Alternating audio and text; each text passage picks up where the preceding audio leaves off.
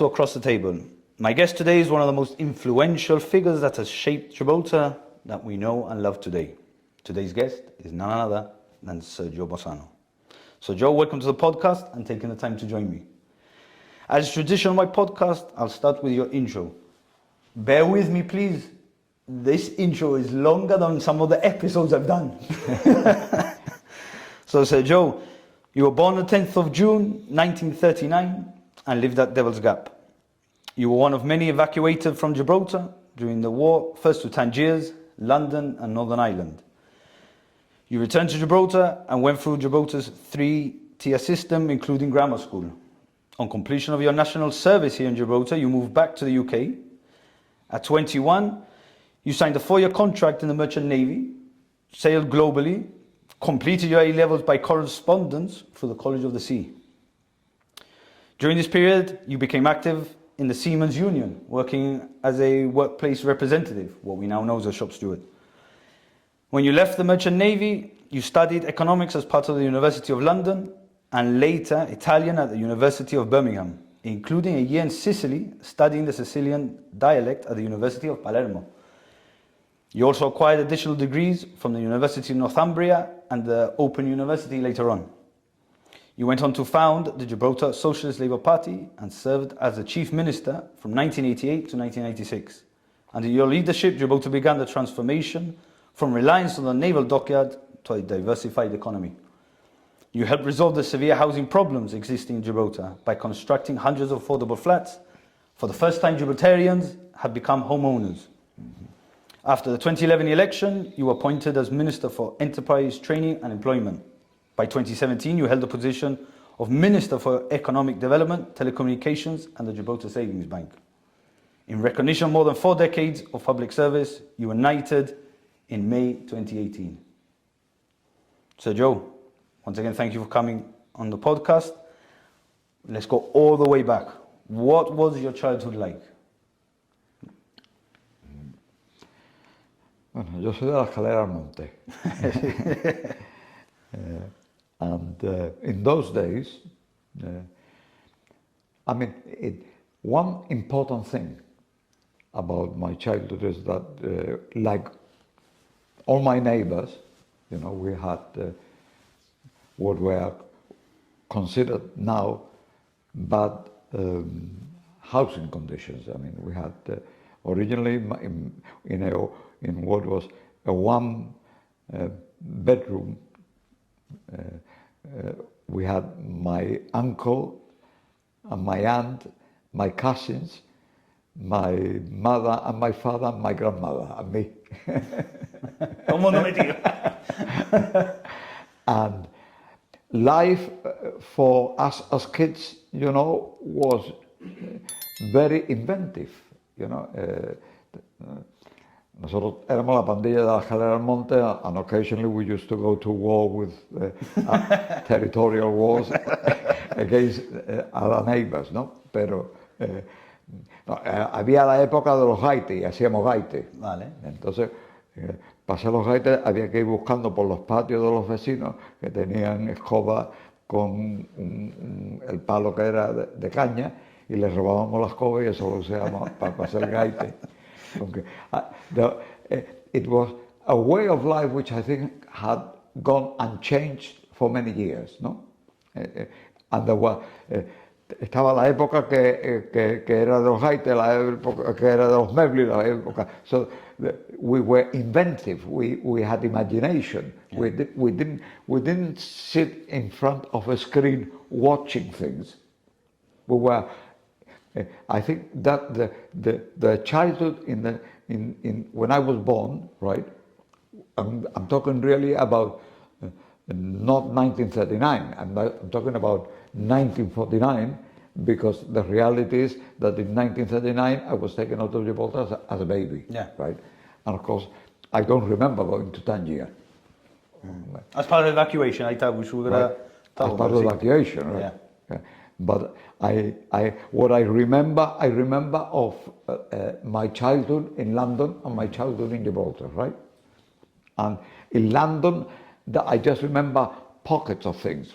I remember, for example, that in the place where we were, one of the things when I was invited by one of the former governors to give a talk to the Friends of Gibraltar in Gibraltar House in London, I said, I've had a difficult relationship for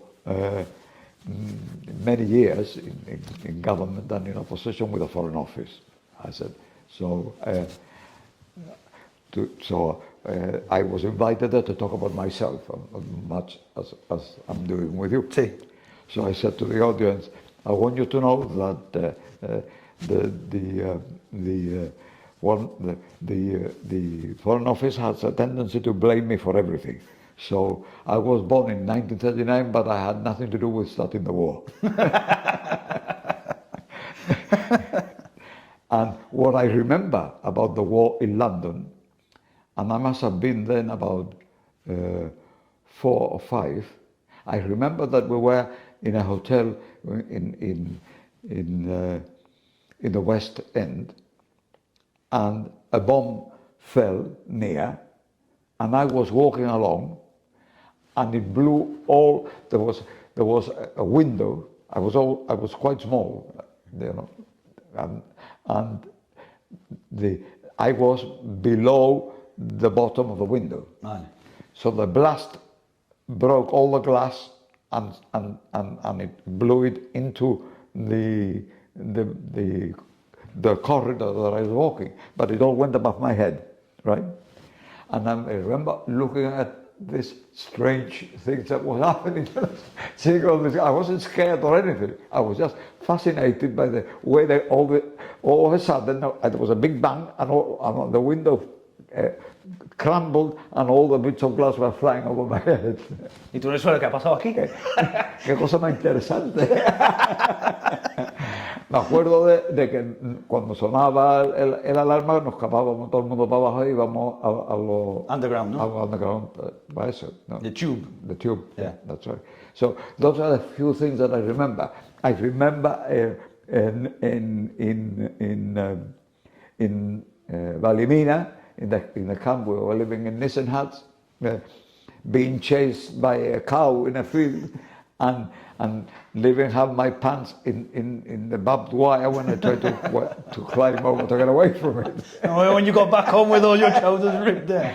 And I remember in the Nissen huts once that there was what I thought was a rabbit that came into the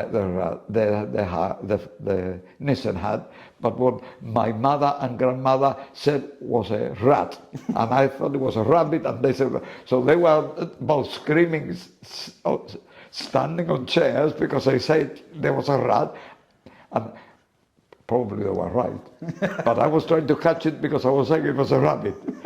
But this is, you know, as you age, you find that there are things in your life which must have made an important impact, and that is how our brains work, right? So if something happens that may be very bad or very good, it tends to have a special place in your memory, and the way, I think, the emotions that are attached with it is what makes you remember 50 years later, 60 years later. It's a highlight it's etched into your mind. Whatever, I mean, when it happens... Smell, emotion, like you said. That's right. right. Se queda grabado. Y ese one, you look back on it. And I imagine that this is because, you know, I mean, I believe in evolution, and I believe that everything that we do because of our DNA, right? You know, the DNA, like the fingerprint, is unique, and therefore it's the recipe for making you. Yeah. So theoretically, I can get your DNA and produce a sibling of you, which would be exactly like you, right? But of course, the DNA is what you start off as a baby. After that, you have life experiences, but there is something that I remember reading about siblings that were brothers or sisters born together, right? And then being taken away from the family and being adopted by different families, and they still had even though they went to completely different environments, right, they still had similar reactions and similar behavior to things in many areas, which shows how much of our reactions are really programmed by our initial DNA. The building blocks of that you're made up of. The recipe that makes us who we are, you know. And even though the interchange with the environment may be completely different, that is to say, whether I had gone out of Gibraltar with the war, or and gone to London and then to Northern Ireland, and instead of going there, go to Madeira, I would have still finished and been the same person. Sí. So the reaction is happening at the time of that you interact with your environment. But the long-term things that we do in our life, I think those are written from the beginning. Because so when you did return then, you see, con el tema ese, when you were in the education system, the 3-tier system, and your time in the grammar school, how was it like then, and did you think that influenced you as well? I didn't get on very well with the Christian brothers. Okay. And I didn't want to go to the grammar school, okay? Because I did the 11 plus, and I think I came third and I said I didn't want to go because everybody else, La Calera Monte didn't pass the 11 plus. Okay. And they were my gang. Entonces, un poquito peer pressure not to go. Entonces, they came and the Christian brothers came and persuaded my parents that this was an opportunity, that they should insist, that they should listen to me, that they knew better what was good for me than I did myself, basically. And the reality is that when I went into the grammar school, I didn't know anybody that was there, because nobody else from my surroundings Estaban ahí. And the guys that I left behind felt that I had sort of abandoned them, right? Traidor, Yeah. So it was not a happy introduction to that. And I mean the Christian brothers, had a method of teaching that, for example, there was a guy called Brother Beatty who taught Latin. And his way of teaching Latin was that he would give you a whole list of names of table, words to mensa, learn, chair, setia, and you had to memorize that for the next day. And then the next day, the whole class was put in a row, and he sat. And the first guy on the row would say, and he would say the word in English, and the guy had to say the word in Latin. And if he didn't say it right, put out your hand and you got the strap and go back to the queue. I mean, so everybody in the queue was approaching a guillotine. You were getting closer and closer to the strap. No me acuerdo. It's a wonder we did not finish. But the reality is that the way that we are taught Latin guaranteed two things: that we remember the things that we had to answer when the exam came, and we forgot the whole of it once we passed it. Yeah, for the moment, y afuera, gone. Because it didn't create any interest in the subject. It didn't stimulate it. It was a question of avoiding the strap. Yeah. And that way of teaching, of course, which was normal in school, right? Was something that people who tended to be somewhat unorthodox, like me, had a long and unhappy companionship with the strap. In fact, I didn't sort of finish at the end because when I wasn't good at sports, and they thought it was that I just was being bullshit, so eventually they thought it was better for me to part ways, and I left at 50. So is that what motivated you then to move back to the UK and join the Merchant Navy? Well, because when I was doing the national service, in my we had when we were in the Gibraltar.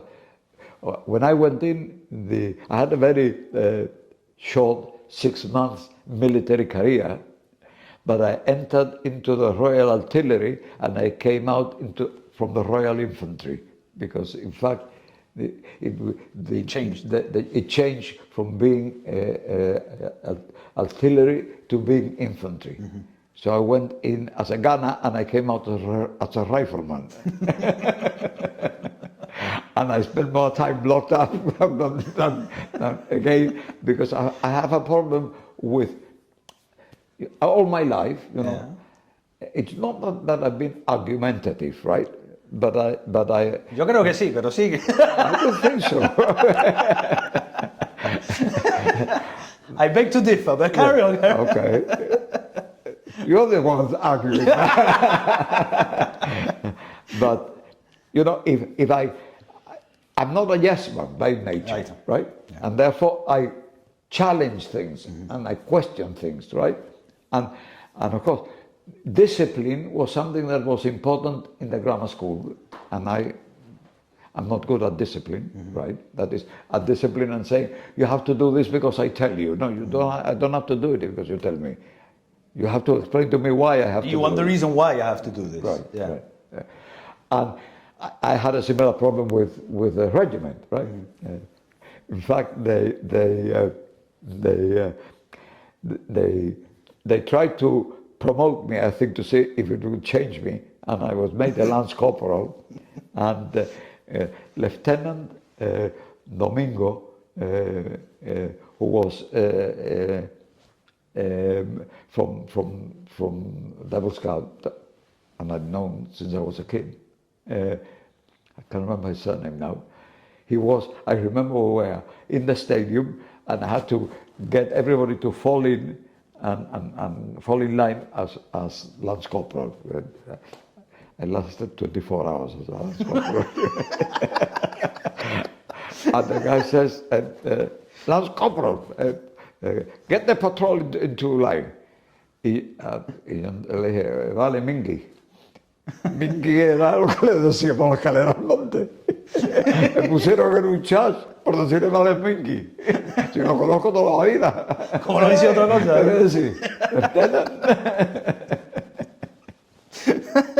No le cayó bien ya. Porque duré de las compras 24 horas. Me imagino la cara. No, you can't call me that. So, I mean, I can understand mm-hmm. that, you know, so I'm a logical person, right? And I can understand that really to have an effective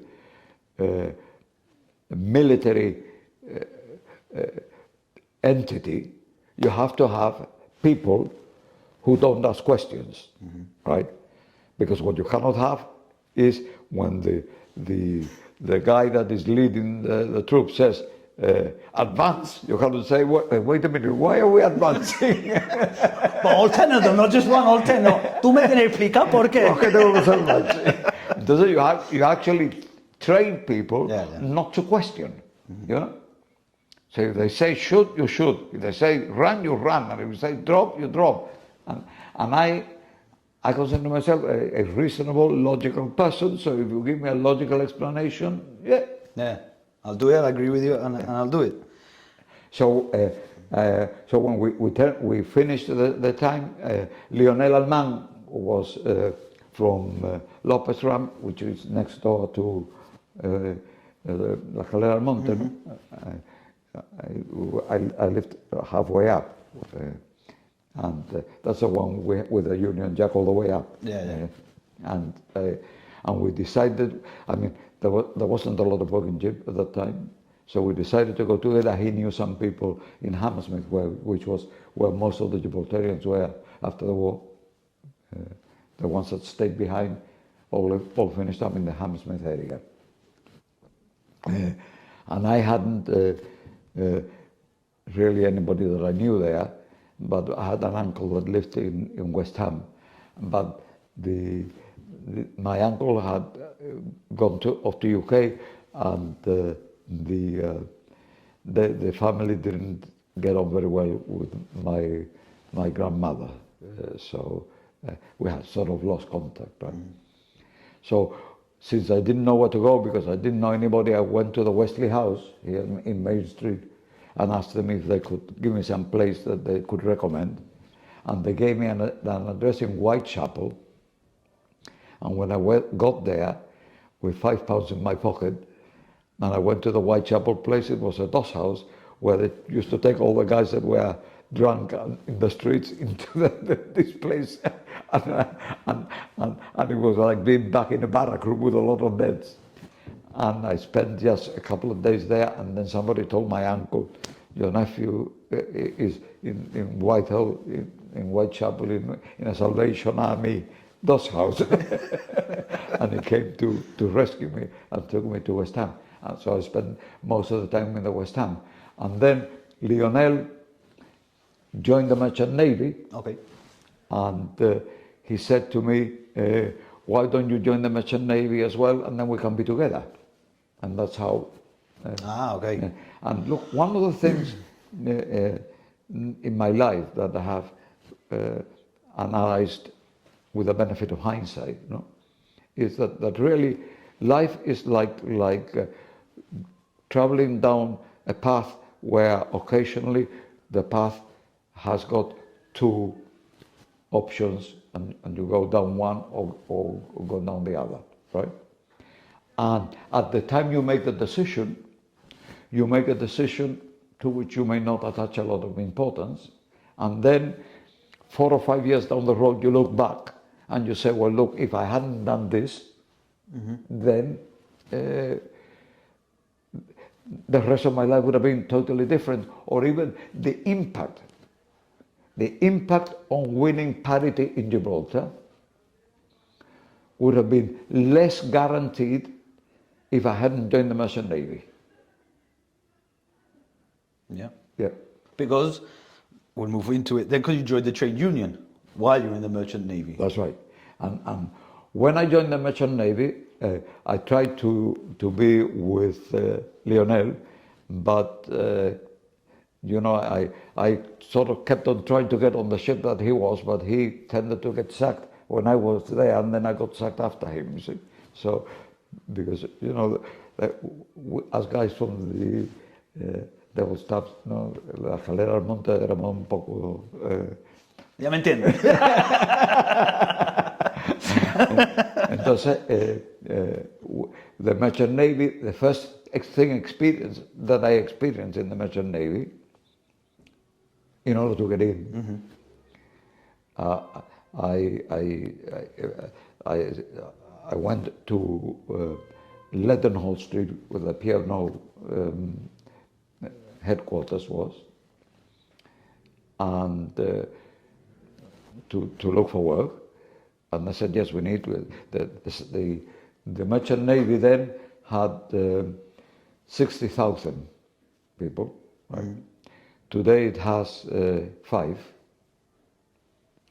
And it was strongly unionized. Right? The strong unions were the stevedores, the seamen, the railwaymen, and the transport workers. Right?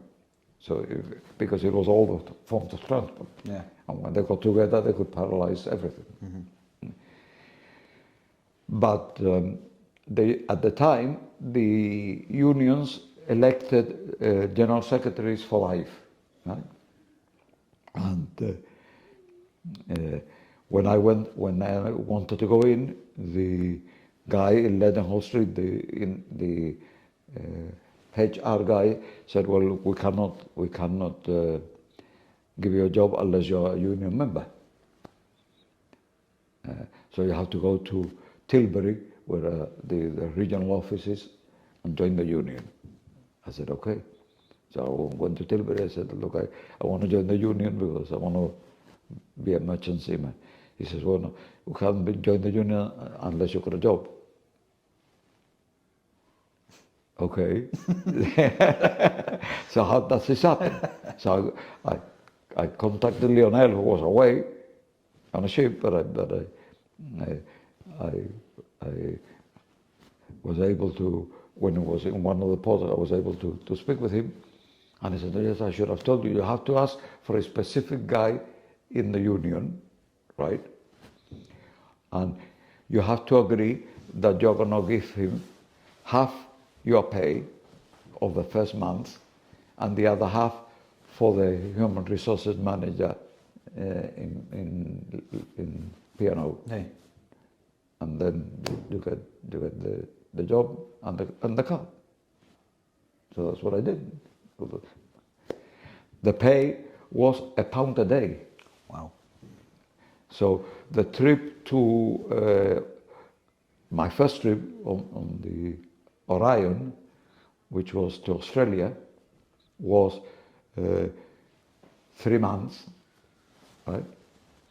And I earned £90 for the 3 months, and I gave 1/3 of the £90 to the guy in the union, and he gave half of it to the guy in Leadenhall Street, and he left me with £60 for 3 months' work. And that was what was happening.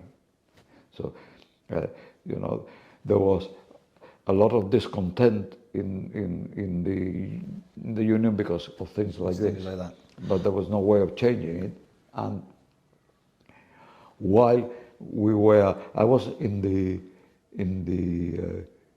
Because you joined the Labour Party as well, didn't you? Was it during that time? I was in the Labour Party before I joined the Merchant Navy when I was living in West Ham. Okay. Yeah. Because your uncle was part of the Communist Party back then. That's right, yes. So how did those experiences then, was that already now forming when you were there thinking, why am I have to do this? The West Ham, which is now called Newham because they merged West Ham and Newham. There was West Ham and East Ham, right? Yeah. But West Ham was very, very left-wing. In fact, everybody boasted there that the only time that the council had not been 100% Labour was 1 year that the communists got in. and the guy that was the general secretary of the communists was somebody called Harry Pollitt. But the Communist Party was very small. Yeah. Right?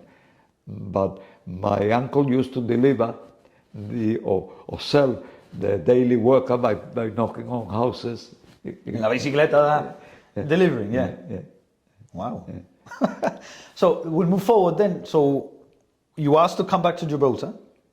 Tell me how that came about. Yeah. Well, I'll tell you a bit more about the Merchant Navy. Okay. Yeah, because when we were in the Merchant Navy, because what I'm telling you now is going to be very important for what happened here with parity. This is your podcast. You can talk whatever you want. So I was in a lot of different ships because I tended to have difficulties with the discipline there as well. Right? And of course, there was a problem in those days that it was the 1898 or 1896 Merchant Shipping Act. And the act said that if you took industrial action outside the UK, then it was a mutiny and you could be put in irons until you came back to UK. Wow. And trade union representation on board wasn't. So we had a situation where we created a reform movement. It started off in Liverpool, in the Liverpool area, which was very left-wing as well. And I was involved at the Tilbury because I sailed principally from Tilbury in organizing the reform movement within the union to reform the union, right? And to push for trade union rights, right? And we had the first strike in 1960, the first general strike of the seamen. And part of it was that there was a guy that was the general secretary died, and the deputy was made temporary general secretary, and then we had to elect him, and he did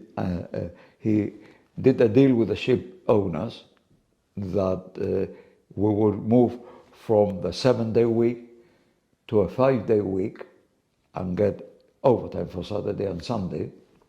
And we all voted for him for life, okay? For life. When we voted for him for life, a year later, he said that it had been on trial for 1 year, and the Shipping Federation had decided not to continue with the trial, and we were going to be back on the 7 days. And that was one of the things that sparked the reform movement to do a takeover, right? And the guys that I knew when we were fighting eventually became the general secretary and the executive of the Seamen's Union. Okay. And I knew them as comrades, and and had been involved in all the work we were doing to modernize the union, to remove the corruption in the union, and to get modern conditions for the workers. For the workers. So when I came back, that link was something that I was able to call on in support of our fight for parity here. Ah, okay. So if Lionel had not decided to go into the Merchant Navy, and if he had not persuaded me to try and join him, I would not have got involved in the Seamen's Union, and we would not have had that link, which became a very valuable link when we had the industrial action here to get parity. Wow. So and that is what I'm telling you. There was a road, and I could have said, I'm not going to go with Lyonnais, but I did. And because I went with Lyonnais, I was in the union, and because I was an activist in the union, I helped in the revolution that changed the union, and because I created strong friends who were the union leaders later, and when I needed help, I was able to call on them for help. How everything lines up. Yeah. So it was good you were sacked at 24 hours as a lance corporal. So you took a decision, for totally different reasons. We were very close, and I wanted to be with him, and I lost contact because he actually he went. I used to be mainly in passenger ships, because in those days people didn't fly. In fact, the Orion, the first one that I was going on, where the main passengers who were taken to Australia were people on what was called assisted passages, and that was, they only paid £10 to go to Australia, and the Australian government paid the rest of the thing, but they had to stay 3 years in Australia, because Australia was trying to get people to emigrate from the UK to Australia, and they provided that incentive. Okay. And so I wanted to be with Lyonnais. At the end, I found myself involved in the trade union, and then many years later, that tended to be a very powerful asset that we had to support what we were doing here. So you take a decision in your life, and many years later, if you retract and you go back on your tracks to where you came, you say to yourself, something that made me decide to go in route A and not route B, and then the change that was possible because of that decision might not have been possible if I had taken the other road. Yeah. So you were asked to come back to Gibraltar. How did that come about then, and why? Yeah. Well, I was asked to come back to Gibraltar because I've been forwards and come and in between, right? Yeah. But I was more permanently based there than here. But Bob Pelissa called an early election, right? And he then found that they didn't have enough candidates, which is not a very clever thing. And he got hold of a guy who was working in the television in Birmingham, and to get hold of me, and I had just finished the degree, and I was working on a master's on bilingualism, because I became very interested in sociolinguistics, which is the interchange of language and the culture, and people tend to look at languages in isolation, where sociolinguistic looks at the role of language in the society in which you live, right? And one of the things about, for example, bilingualism in the way we have it in Gibraltar, the Llanito, right, is that the Chicanos, who are the Texan Mexicans, the people who moved from Mexico into the United States and are bilingual, The same as and us. they call them Chicanos, like we call ourselves Llanitos, right? They have got a mixture. Apparently, if you are a monolingual, Spanish-speaking, or Mexican Spanish-speaking, so the Mexican Spanish speaker sees the bilingual as mixing the languages.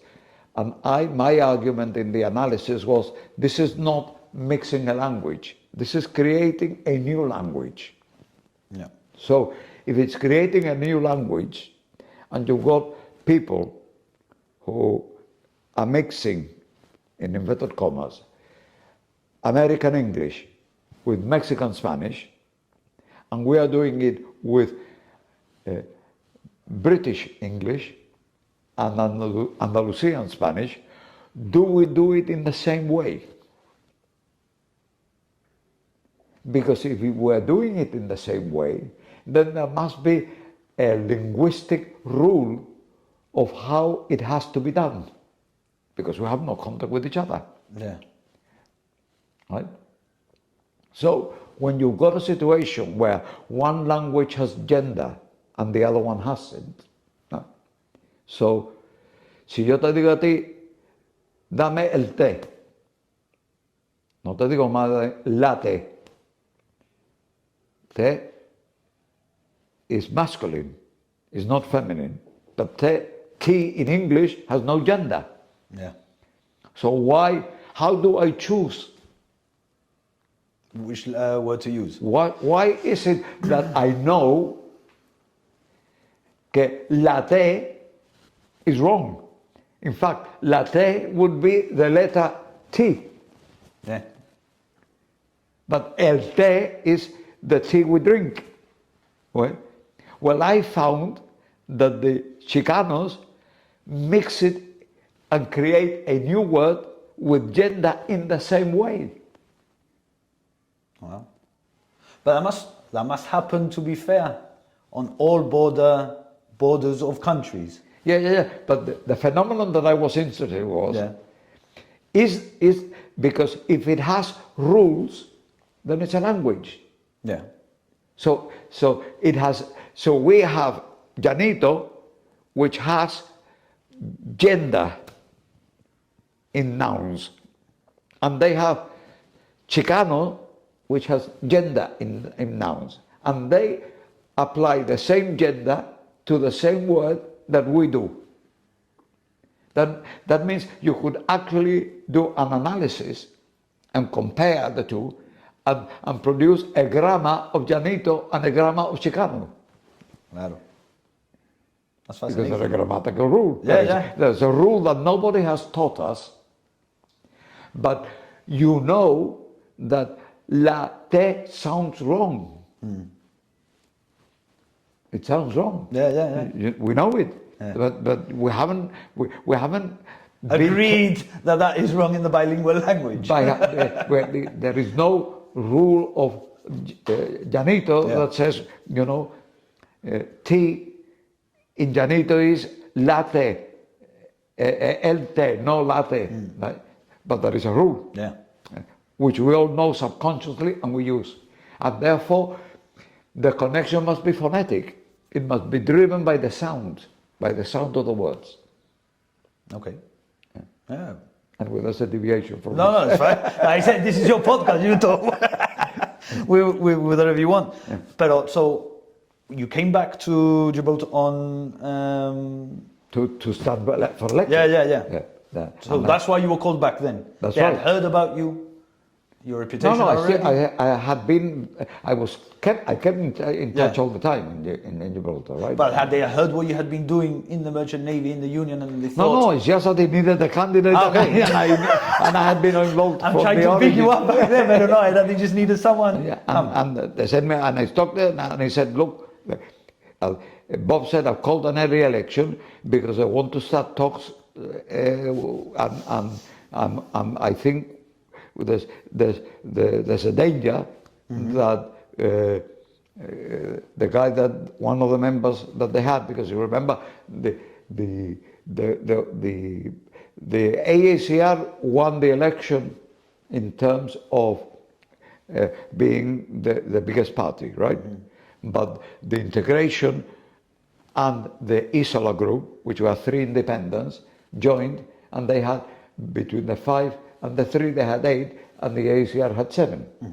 Right? So what happened was that one of the 3, there were 2 Isola brothers and another guy who was always commuting into London, and was responsible for tourism, who Bob thought could cross the floor because the UK had said that we should start talking to Spain, and Bob said that Hassan had said there could be merits in the talks, and he went to called an early election to get a mandate to stop the talks, and the governor was used in the election campaign to say that what Bob said was not true, that had not happened. And of course, eventually, many years later, but not so long ago, when papers came out that had been marked secret and not available until 30 years after everybody had died, the record was that it was true, and that what Bob had said was true, and that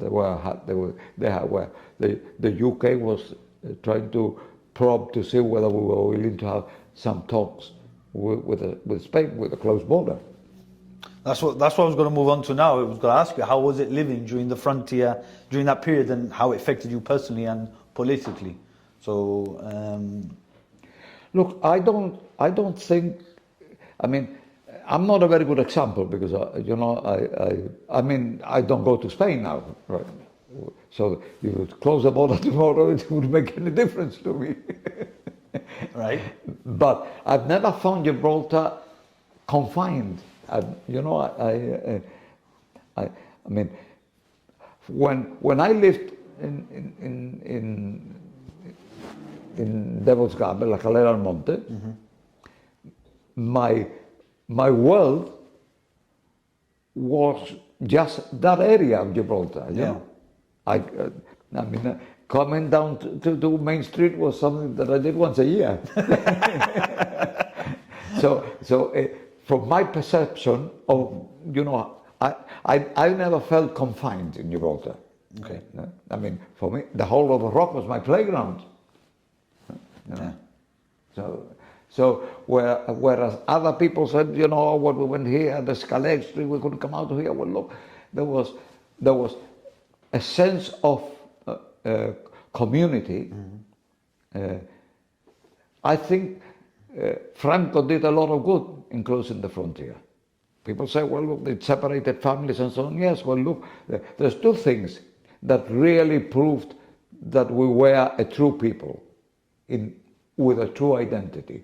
And one was the evacuation, because the bulk of us kept fighting to come back. And the man who led that fight was Salvador Hassan, and what made him a hero for the Gibraltarians. I mean, my family were all pro-AACR because Hassan was Hassan. He had brought us all back to Gibraltar.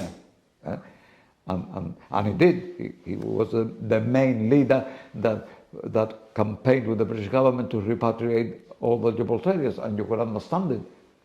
The war is over, Europe is devastated, there's rebuilding and things to do all over the world, and there are, a few thousand Gibraltarians sprinkled, some in Ireland, some in Madeira, some somewhere as well. Look, it wasn't on the top of the agenda. Joshua fought to make it the top of the agenda, right? And he was the left in Gibraltar until we came along. So the reality is that everybody was Hassanista. Salvador era the man, and it was and we had the politics here were unlike the ones in UK. For the first thing is that the AACR was the Association for the Advancement of Civil Rights. It wasn't even a political party, technically. It didn't project itself as a political party. Yeah. It only called itself the AACR, Gibraltar Labour Party, when we came in. And we came in as a GSLP, which is much later. Right? Yeah.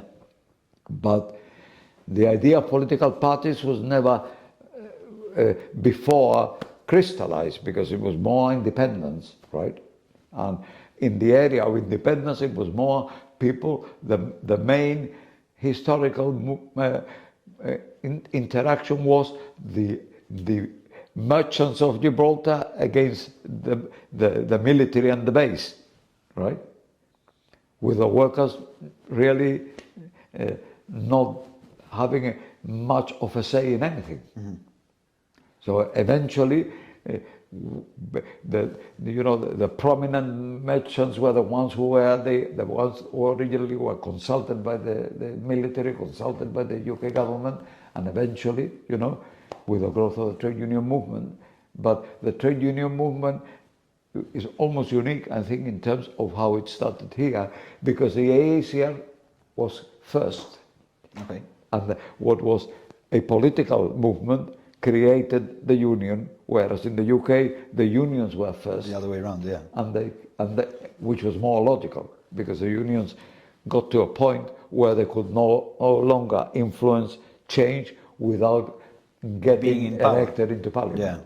Yeah. So is that what then led on to the wage parity between the local workers and the UK-based workers? No, how difficult was that then, back then, to achieve that as well? Well, I was working in when I came back and I stood for election and we went into opposition. Yeah. The pay was a few £100 a year, and it was untaxed, and it was an allowance, and government ministers were part-time. Okay. Yeah. So this is what the system was here. There were very few working people. The ones that were working people were in the AACR, right? And the others were self-employed or businessmen. And when I came here and I got a job, there was a guy that had been in the same room as me, Antonio Cini, who when I did the Gibraltar Regiment, because the room that I was doing was ABC. Right? So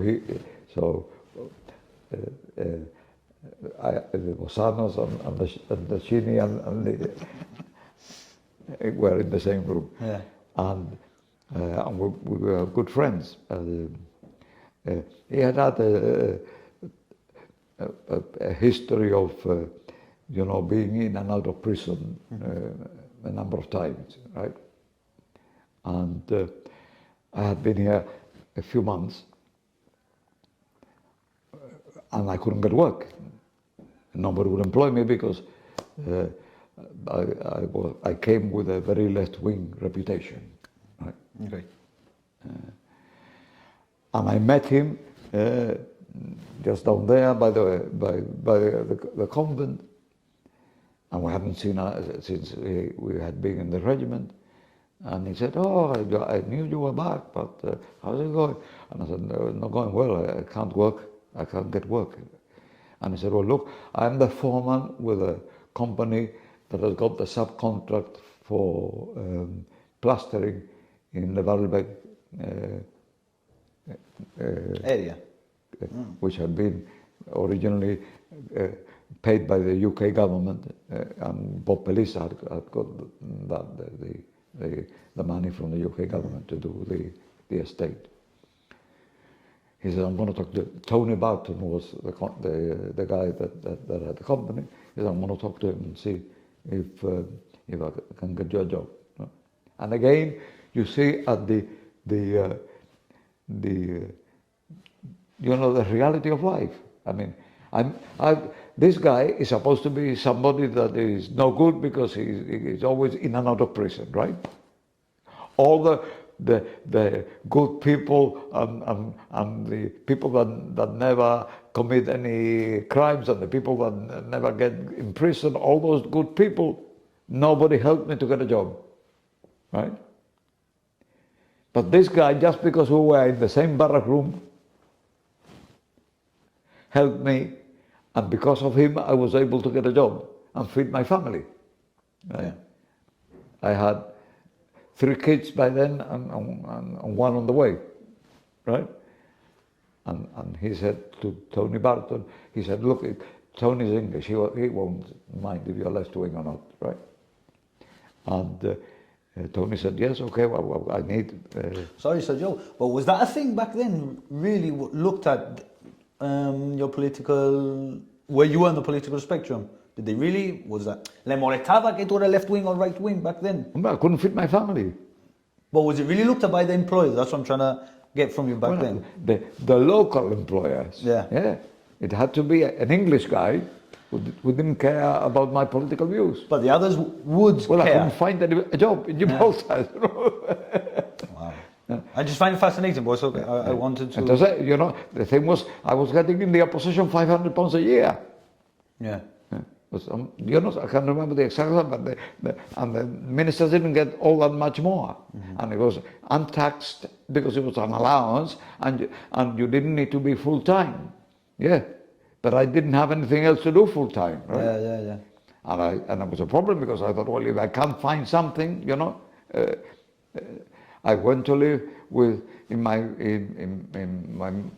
mum in the Alameda estate, right?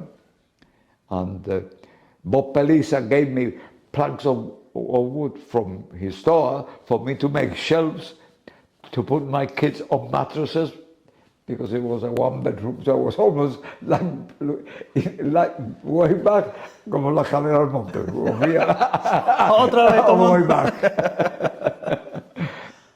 So I went to see Tony Barton, and I told him my problem, and I said, look, I'm a trade unionist and a left-wing politician, and people, this place is very conservative, and I've got a problem, and I've got kids. He says, well, do you know anything about plastering? I said, yes, I've done lots of jobs. I said, okay. After a couple of days, he came and he says, you've never done plastering. He came and to see the work that I was doing. He says, you've never done plastering, Joe, have you? I said, no, I've never done plastering, but I need the money. He says, well, what else have you done? I said, well, look, I've done a lot of jobs. He said, what have you got any qualifications? I said, yes, I've got a few degrees. I said, you got a few degrees? I said, yes. He said, well, then you can run the office. I said, yes, okay, I'll run the office for you. Yeah. So I stopped plastering, which was getting difficult. Thank God, no? And it was with Cerapite.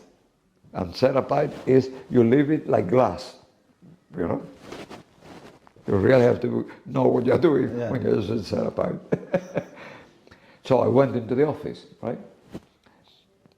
And then Danny Fitton, because Danny and the other guy that were the 2 people that they elected at the end of the 1-week general strike that the transporter had, right? And they had the strike that lasted a week. They got a 5, I think it was, increase, and Bernardo Linares and Danny Fitton were made local officers and paid by a levy, we had a general meeting, and everybody agreed that they would pay an extra penny or whatever on the union fee to pay for the two officers, right? Okay. That had happened before, right? And then Danny they had personal problems, so Jack Jones found him a job in UK as officer for the garment and clothing workers in the south of England, and it was a small union that was going to amalgamate with the TNG, the Transport and General Workers Union. So he got in there as officer because it was going to be amalgamated later, right? And then Jose Neto came looking for me to say, could I come and work in the union? And I said, yeah, well, I'd rather work in the union. And I was getting 30 pounds a week then. And he said, look, I cannot give you 30 pounds, but I can give you 20, 25. Okay, I said, okay, I'll take a cut to come and work in the union. And then, so Tony Barton, who was a great guy and a good friend, I think he was glad too that I was going, because I was spending more time recruiting people from the union than in the bloody office. So, but we remained friends ever since, and so I went to the union, and then when Jose took it to the executive, Bernardo Linares and the people with him voted against it. So now I was unemployed again. Anda. And I said to Jose, look, this is not on. And he said, no, it's just Bernardo who has now got all the people from the YCW, and they dominate the executive. So they gave me £100, I think it was, to put the finances of the union in order and to advise them how to invest the money, which was very badly invested. And they had quite a lot of money in the kitty.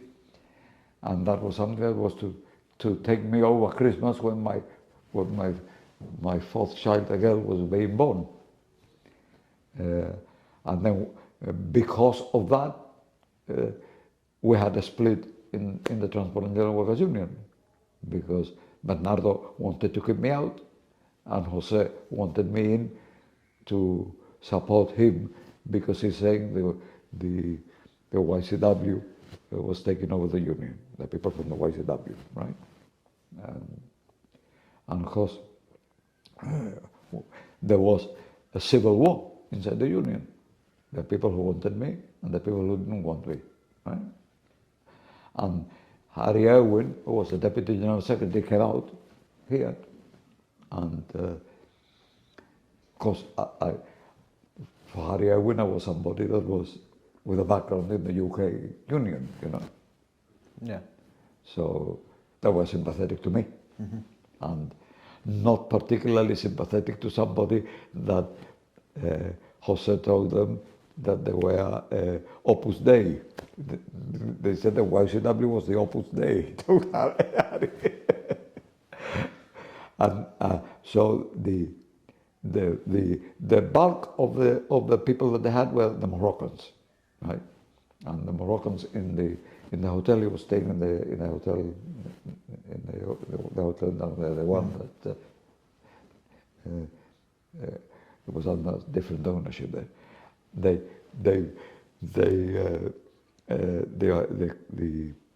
Moroccans in the hotel made a cake for Harry, right? And they took it to Harry Irwin from the workers of the union. Bernardo, very good man. Bossano, not good. No diga. Yeah. And Harry said, that's it. You know, do you think, Joe, that we can take this guy on and win? This guy's trying to manipulate me with a cake, he said. So I said, yes, I think we can do it. So the split happened. He took predominantly the Moroccans initially. The way he did it, which was, giving Jose a heart attack daily, was that they would every morning he would receive an envelope with 2 or 3 resignations. So instead of taking 300 people in one go, he had him, for 100 days receiving envelopes and saying, they're taking all of them. I said, no, Jose, they're only taking 3. No, they're taking all of them. And no, this is his tactic to do. Anyway, we kept on fighting each other, and then the DOE was split. We retained the people in the south, and they took the ones in the north, right, which were based, because the DOE had 3 divisions: the central, which were inside the dockyard; the south, where the police are now, Okay. and the people in the north front, right. And there was an issue about a claim, and they wanted to, they were fighting for a claim with the DOE, and we still had the majority, right, because the other had been a split, so we had kept the majority. They took about 500 workers, and which was about a quarter of our membership at the time, right, but mainly in the private sector. I think in the public, they had, outside the South Depot, they had very little, right. And when Bernardo tried to go with the head of the DOE to negotiate, and some stewards told me, I went in and I said, you can't negotiate. I have the negotiating rights. You cannot negotiate with this guy. So I rang up Harry Owen, and I said, look, I've got a problem, Harry. You have to win this battle. We cannot allow people to be taken away from us in the public sector. So I want you to authorize me to tell this guy that if he negotiates with the workers, the Gibraltar Workers Union, right, which is a splinter group, we will declare industrial action immediately in the DOE, in Gibraltar and throughout the UK. He says, I'm not sure I can get that throughout the UK. I said, I'm not telling you to do it. I'm telling you to allow me to say it. It's called the bluff, no? So I went to see this guy. He said, well, look, head office doesn't agree, this democracy, I said, look, I'm going by UK rules.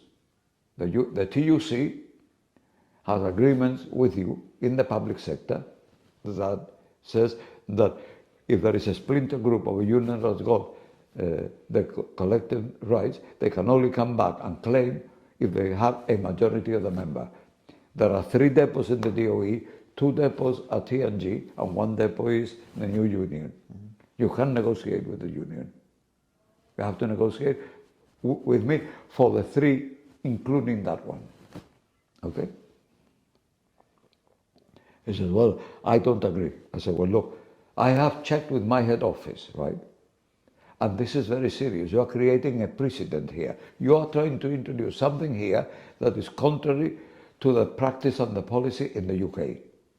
And they take this so seriously that if you push it, I will declare industrial action here, and Harry Irwin will declare industrial action in all the DOE throughout the United Kingdom.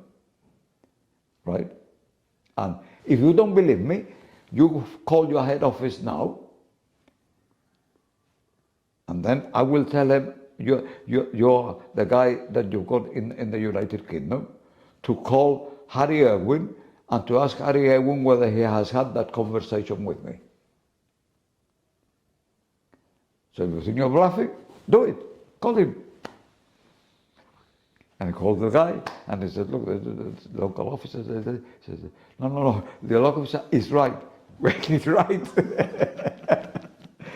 So I said, yes, Joe, you were right, Joe. That's a system in UK, and we have to apply it in Gibraltar. I will tell him there's nothing we can do because that is what is agreed with the TNG in UK. We cannot break the agreement. We'll go with the TNG. I said, okay. So then I went to the guys in the South Depot. We had half a dozen guys there left, and I said, we're going to start negotiation, right? The union that they're in cannot be consulted, and therefore the only way they're going to get consultation is if they come back home. And we had the bulk of them back, and only half a dozen stayed out. So it was clear that they would make no headway in the public sector. Mm-hmm. Then in the private sector, I was fighting for parity. When I went in and I said, look, the system we've got in Gibraltar is crazy. We had a situation where people, the UK would send somebody out from the UK to do an exercise of how much the cost of living had gone up, and then we were given a cost of living allowance to bring us back to where the pay was, and this was a biennial review. It happened every 2 years. Mm-hmm. I said, you're not getting any pay increases. You're just getting your pay reviewed to compensate you for inflation, and then the day after you get it, you start losing purchasing power. Yeah. So it's no good asking for more money. Let's ask for parity, mm-hmm. right? And our wage here was £15 in the MOD. The wage in the UK for a craftsman mm-hmm. was £30, and the craftsman that came from Portsmouth to Gibraltar to work got a overseas allowance of £15. So you had the English guy that came from UK working in the same field of work. In the dockyard. Mm-hmm. One getting £45 a week and the other one getting 15. So I said, our position has to be that we respect that the person that is leaving his family behind to work here has to have an incentive. He's not going to come here for the same pay. We accept that. But if the basic pay for the work is £30 there, it's £30 here. And our cost of living is higher because we've got a cross frontier and everything has to be imported from UK. So it cannot be cheaper than UK. So we agreed on that, and we said, and it's got to be parity, and parity for everybody. So the whole Trades Council had to ask for parity. Mm-hmm. So the only union that wasn't fighting for parity was Linares' union, right? Yeah. So he was totally isolated, but he had the bulk of the private sector. And then I went back to Tony Barton, who was in the estate, right, in the Relbeck estate. Mm. And I said, Tony, I need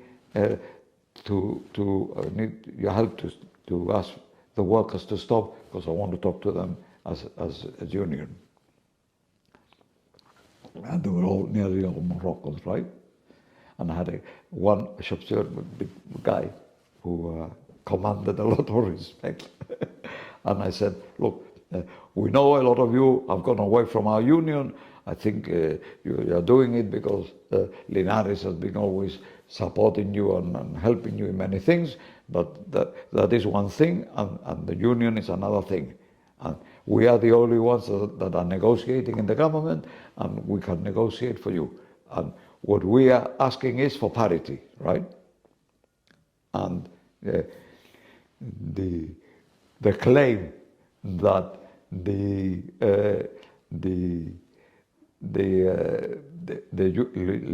Gibraltar Workers' Union had made in the construction industry was for £5, right? And our claim was for £9, something like that, right? Doubled, right? Mm-hmm. So I said, you explain all that to them, and then explain that, look, if they stay in the union they are, then what the claim that the construction has from this union is £5, and that if they come back to our union, then the claim will be 10.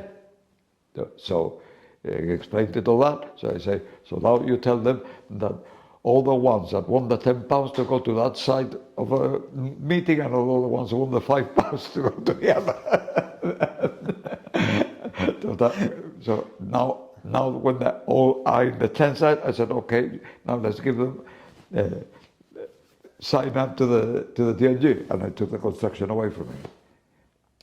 So then Bernardo went to the government of the day, which was the ASCR, and they employed him as a school teacher, and he recommended to his members to go back to the TNG because he wouldn't be able to deliver for them.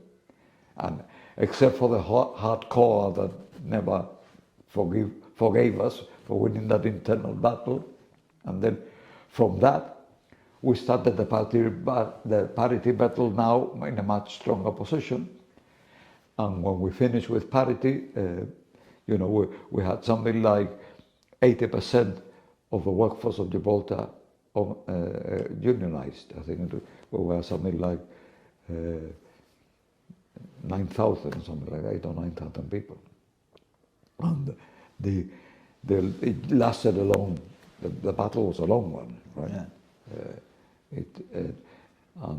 And in the middle of that battle, there was a change in the resident battalion. At that time, there was a battalion here that used to stay for 3 years, right? And the resident battalion come in. I had already taken over the stevedores who were in the private sector, and what you mentioned earlier.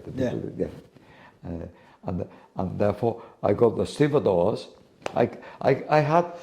So, sorry, I will interrupt you because we didn't mention. So, is it true then with that stevedores, it was the first tax-free pension? Yeah, they got. My father always credits you for that. He always says thank you to Sir Joe for doing that. Yeah. And they were 100% unionized. Yeah. We had a closed shop. You couldn't work there without being a union man. Mm-hmm. Still, and we had a very a company that was very responsive to pay claims and to improving conditions. Yes, and Pegasus was the first one to do it. Exactly.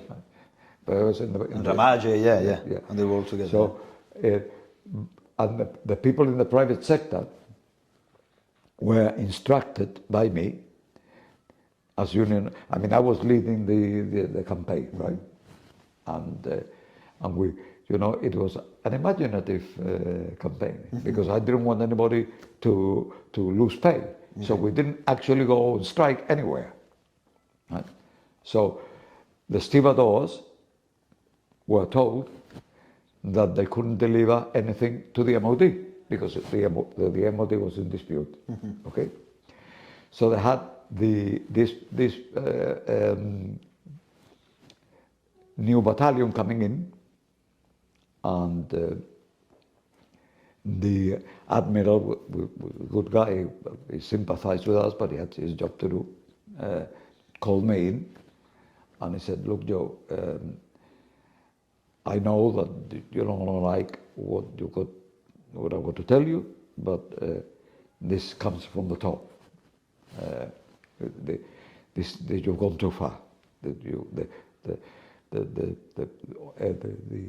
new resident battalion is coming, and we cannot deliver anything here for them because the stevedores will not unload the ships and give us the thing.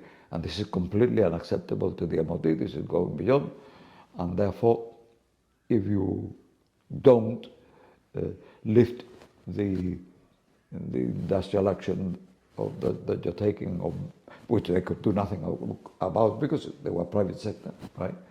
Then the UK is going to break the blacking of the MOD, and they were going to send an RFA, which is the supply ships for the Royal Navy, but is not manned by military. So the workers, the seamen on the RFAs, are members of the Seamen's Union. And he said, so I'm telling you because I don't want this to happen. We have a good relation, and I sympathize you with the claim. You know that unofficially, but this is gone too far. The MOD cannot allow you to do this, and the Gibraltar government is scared of you and doesn't do anything about it. So I said, well, look, you have to do what you have to do, and I'm afraid you have to talk to. I said, look, this is a decision of the executive, a decision of the membership in a general meeting. I can't make any exception. So I'm sorry. You do what you have to do, and I will see what I have to do. So I rang up my mates in the Seamen's Union. But I said, well, I'm going to go back to London, right? And I went to Harry Murphy's office, right, in Transport House. And I said to the secretary, you ring up the general secretary of the Seamen's Union from this phone, which he knows is the deputy of the TNG. So he will think the deputy is the one calling him.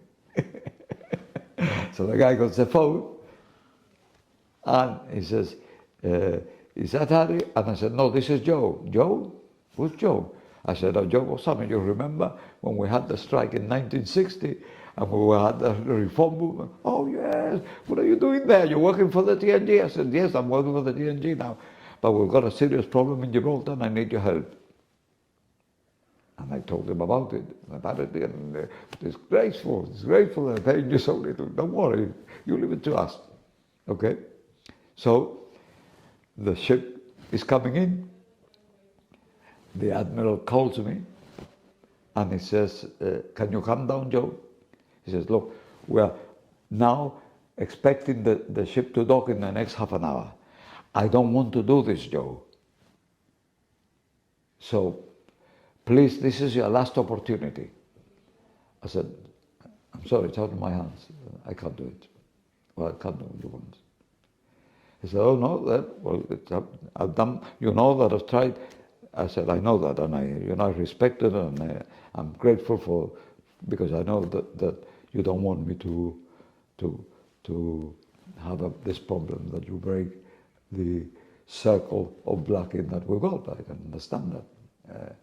He says, well, look, you're very stubborn, Joe. Would you like to come with me down to the docks to see the ship unloaded? I go, well, why not? Let's go down. The guys there, uniforms, and everybody in the workshop starts coming out to see what's going on. What's Joe doing there with the admiral, right?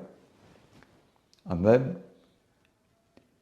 the guy from the shore comes down from the ship, salutes to he says, we've got a problem, sir.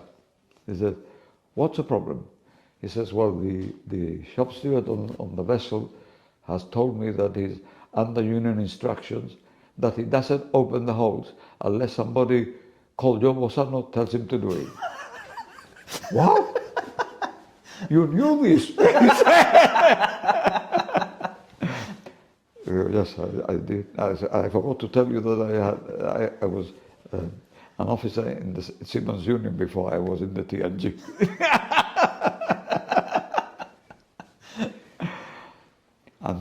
and the guy is dead now, so this is why I can say what happened next. We went back to the office, and I said, he said, you have ruined my career, Joe.